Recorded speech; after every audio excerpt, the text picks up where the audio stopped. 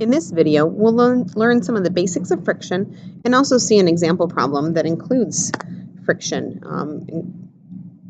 And so the first thing to know about friction is the fact that there are two types.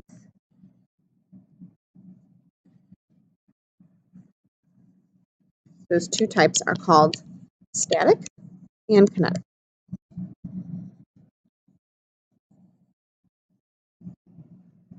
Static friction occurs when an object is stationary,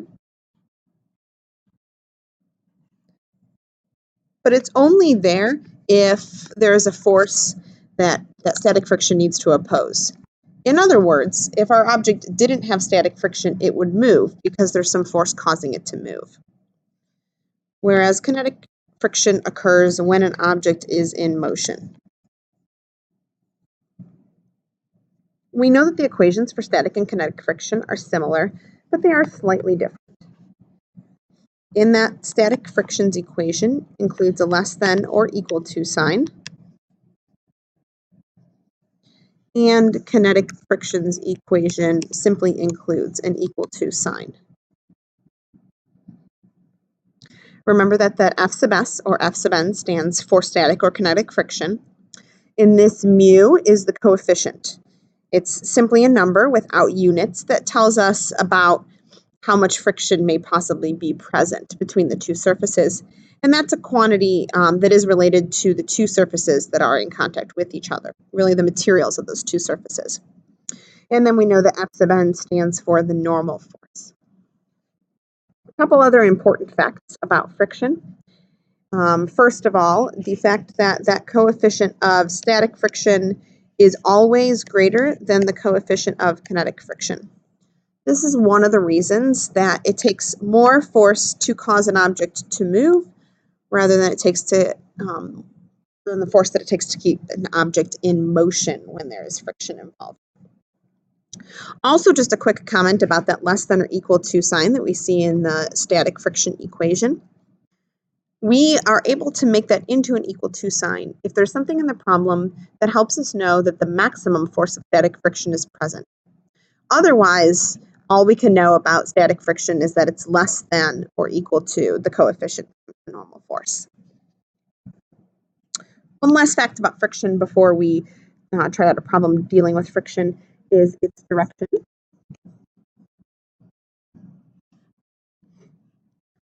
Kinetic friction is opposite the motion, really the relative motion between the two objects.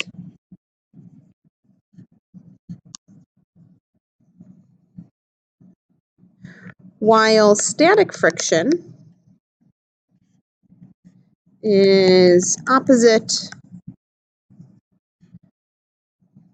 the force that would cause motion.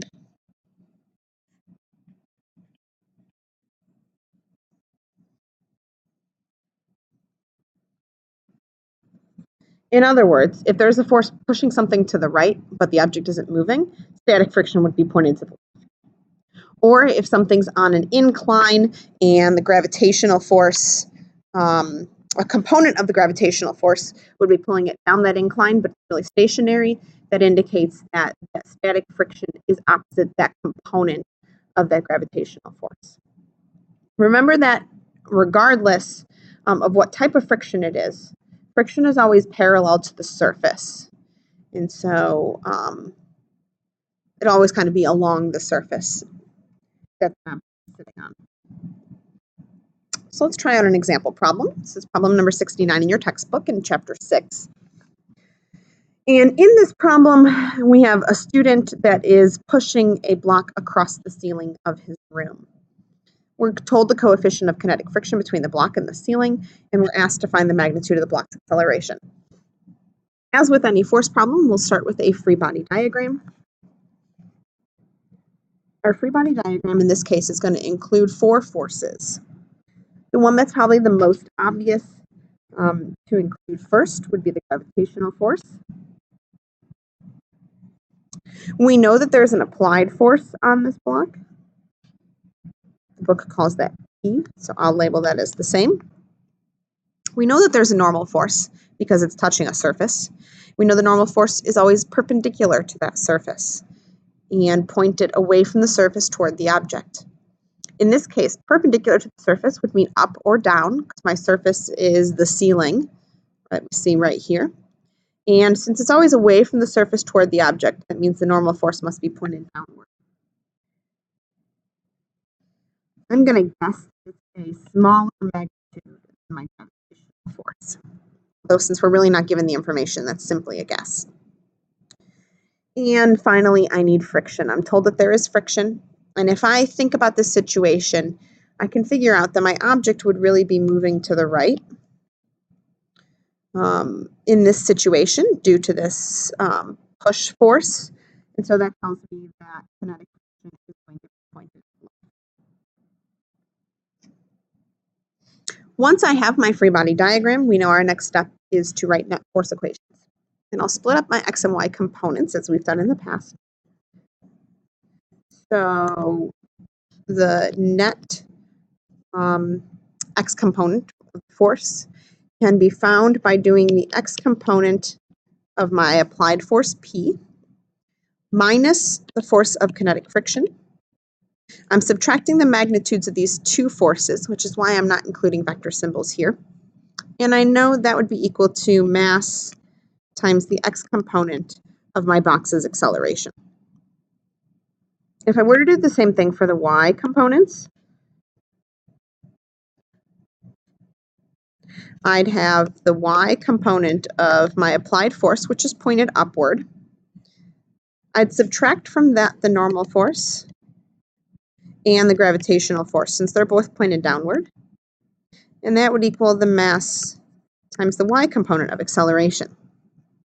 However, if I think about this problem logically, this box would not be accelerating in the y direction, because it's restrained to move in just the x direction. So I know that this y acceleration is equal to 0. So ultimately, I'm trying to find this x component of acceleration.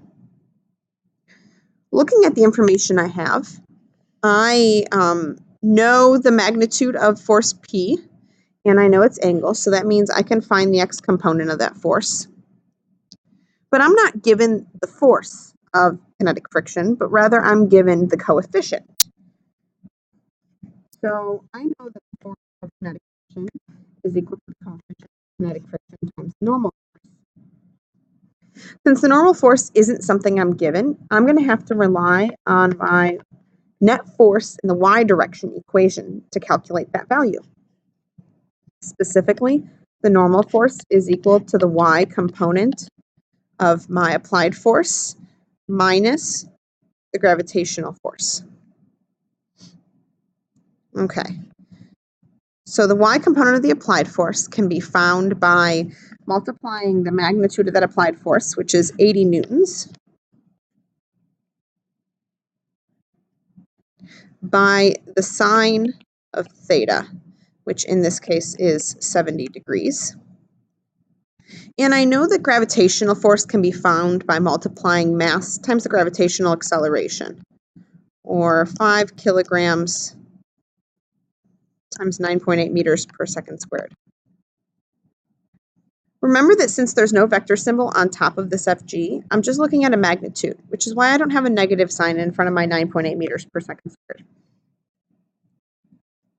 When I plug these numbers into a calculator, I find that the normal force is equal to 26.2 newtons. I can now put in my friction equation and multiply it by my coefficient,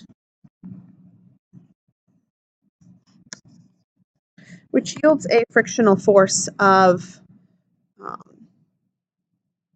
hold on just a moment,